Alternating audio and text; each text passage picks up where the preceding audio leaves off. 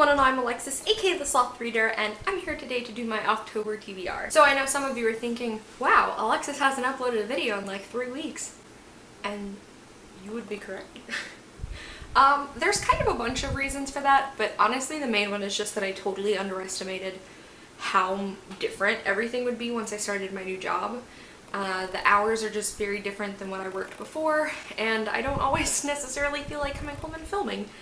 So there's that. As for the actual October TBR, I'll be giving you guys all of the books I want to read this month, and I'm also going to give you guys what I'm hoping to read for the Spookathon, which I'm hoping to participate in. If you guys were around last year, you'll know that every October I primarily read spooky books or thrillers. I pretty much save thrillers and horror books for the entire year so that I can read them once October comes around.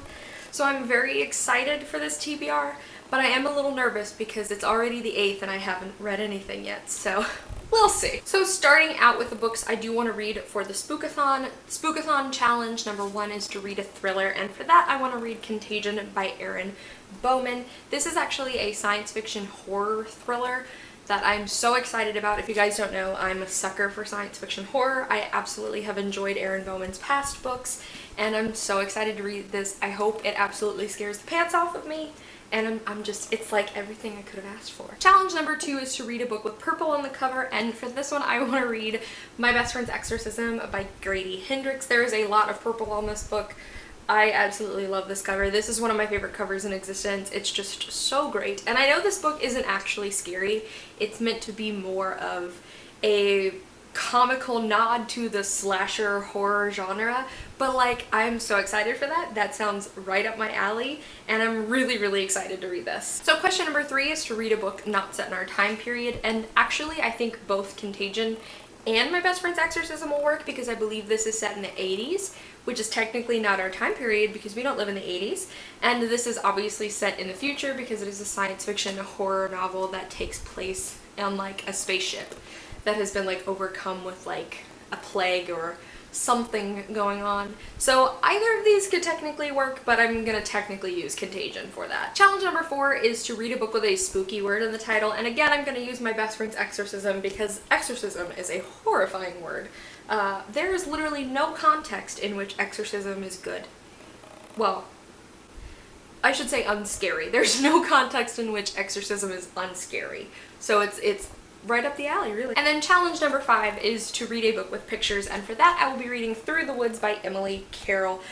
I cannot believe that I haven't read this graphic novel yet, honestly, because it just totally seems like something I would love, and the illustrations are so dark but also really pretty, and I can't wait to read this, and I hope it just gives me total horror Halloween vibes. So again, it's a perfect pick for Spookathon. So moving on to the other books I would like to hopefully read in the month of October. The first of which is my first audiobook pick for the month, and that is Before the Devil Breaks You by Libba Bray.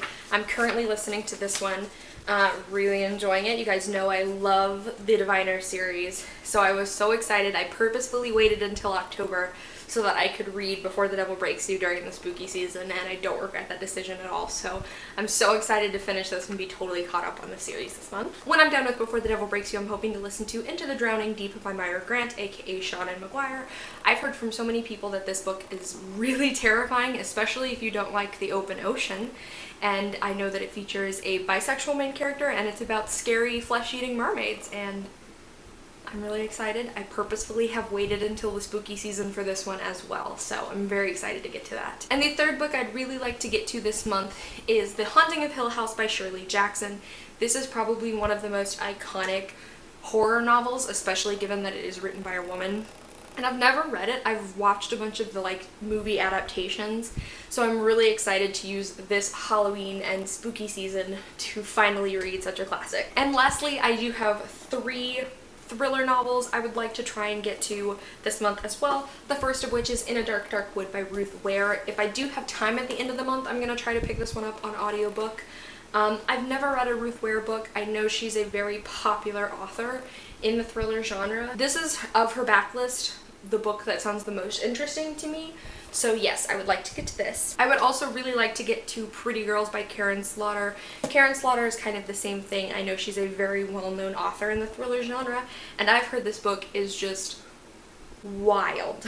I don't know how else to explain it without using profanity, but this book is just a wild ride.